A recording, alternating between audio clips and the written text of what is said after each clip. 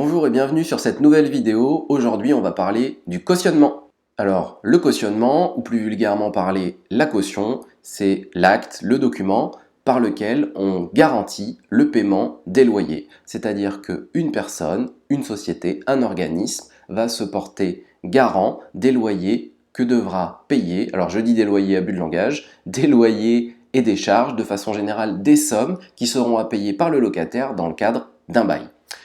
On va parler ici strictement des cautions, du cautionnement dans le cadre d'une habitation principale encadrée donc par la loi du 6 juillet 1989 et plus particulièrement c'est prévu par l'article 22-1 de cette loi. Si vous voulez aller jeter un œil, je vous mets le lien dans la description de cette vidéo. Donc un petit point langage pour commencer. Le cautionnement, on l'a dit, c'est le document, l'acte par lequel une personne se porte caution, donc s'engage. C'est l'acte, c'est le document, quand on parle de cautionnement. Ce qu'on va appeler une caution, c'est donc la personne qui s'engage. Alors, la personne au sens large, ça veut dire que ça peut bien être une personne physique, ou bien une personne morale. Les personnes morales, ce sont les sociétés ou les associations, ou bien encore un organisme d'État, notamment dans le cas de la garantie visale, par exemple. Alors cette caution, est-ce qu'elle peut être demandée dans tous les cas, dans toutes les hypothèses en matière d'habitation principale par le propriétaire?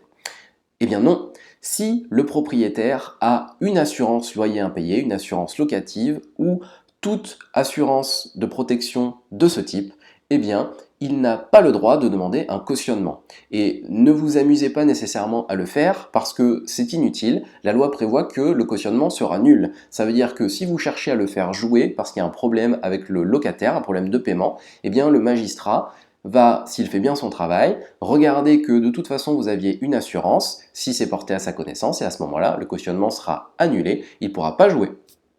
Bien entendu, nous sommes en France, donc il y a des exceptions, et vous pouvez cumuler à la fois une assurance locative et un cautionnement si le locataire est soit un étudiant, soit un apprenti. C'est les deux cas qui sont seulement autorisés par la loi.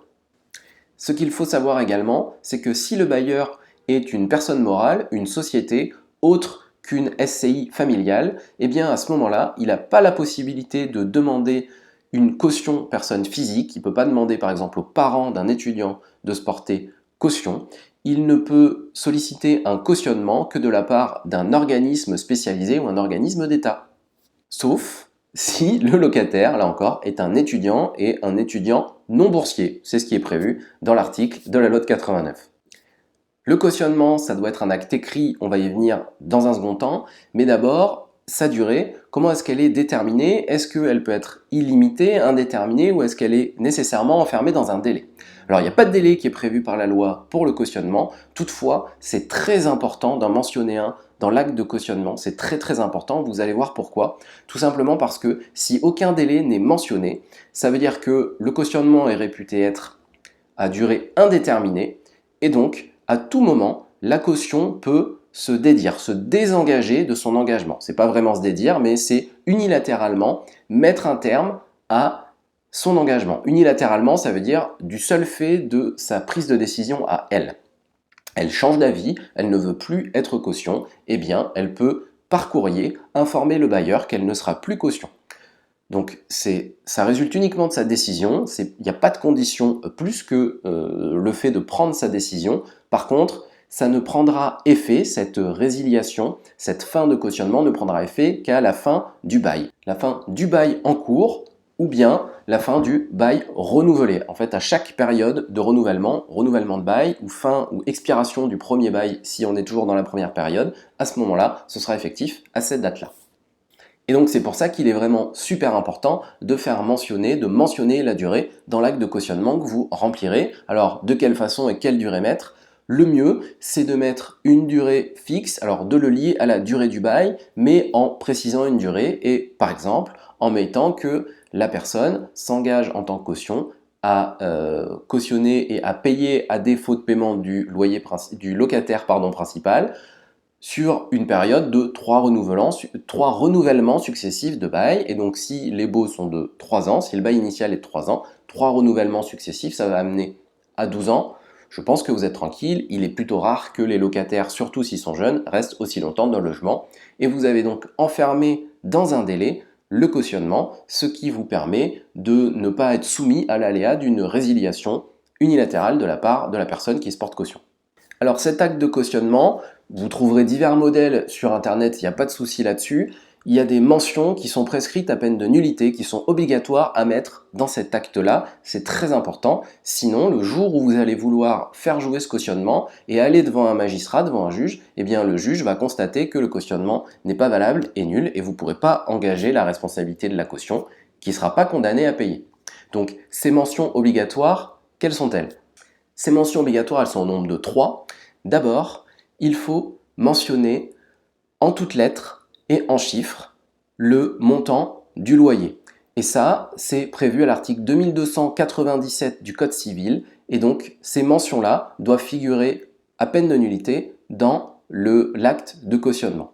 Donc ça, c'est la première des mentions obligatoires. Ensuite, pour être valable, le cautionnement doit mentionner à la fois le montant précis du loyer et son évolution possible, c'est-à-dire sur quel indice il est indexé pour que la caution puisse suivre en fin de compte l'évolution du loyer.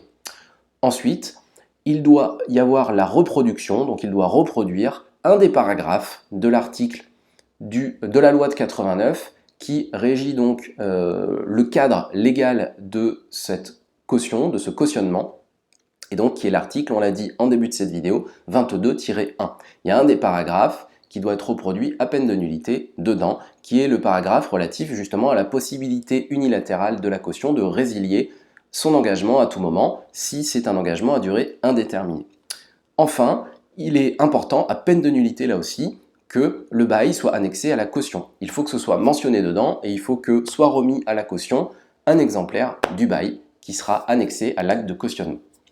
Voilà ce que je pouvais vous dire sur le cautionnement. On verra dans une autre vidéo sur le cautionnement comment on va pouvoir engager la responsabilité de la caution, à quel moment on peut la faire jouer, dans quelles conditions, est-ce que je suis obligé de d'abord poursuivre le locataire avant de poursuivre la caution ou pas. Tout ça, ce sera dans une vidéo qui va suivre. Je vous dis à très bientôt, j'espère que cette vidéo vous a plu. Une fois encore, si c'est le cas, je vous invite à liker, à vous abonner si vous voulez en voir d'autres et à partager avec ceux que ça pourrait intéresser. À très vite, bye bye.